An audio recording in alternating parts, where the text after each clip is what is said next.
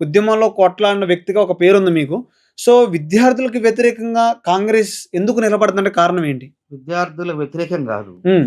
నిరుద్యోగులకు లాభం జేయాలని పరీక్షల్ని వేగవంతంగా, పారదర్శకంగా బెట్టి, హ్మ్. నిరుద్యోగులకు ఉద్యోగాలివ్వాలని కాంగ్రెస్ పార్టీ శ్రమిస్తంటే, ఓకే. కొంతమంది హ్మ్. గ్రూప్ 1 విషయంలో హ్మ్. రాజకీయం జేస్తున్నారు. హ్మ్. వాళ్ళంతా ఎవరు? హ్మ్.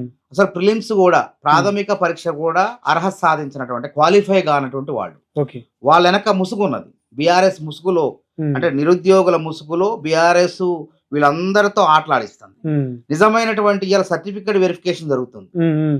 గ్రూప్ 1ది.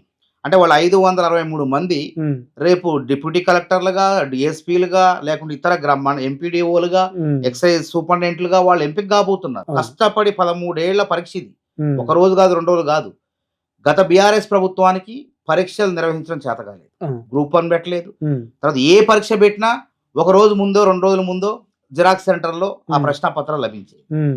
అట్లాంటి తరుణంలో మేము కొట్లాడినాం. హ్మ్. ఆ రోజు నేను నిరుద్యోగ జేఏసీ 2014 సెప్టెంబర్ 5వ తారీఖున హ్మ్. కేసీఆర్ పైన మాట్లాడటానికి భయపడే రోజుల్లో హ్మ్. గొంతెత్తి అదే ఆర్ట్స్ కళాశాల ఉద్యమాల గడ్డలో హ్మ్. నిరుద్యోగ జేఏసీ పెట్టి మా ఉద్యోగాల కథేంది కేసీఆర్, హ్మ్. టీజీపీఎస్ ఎప్పుడేస్తావు హ్మ్. అని కొట్లాడినాం.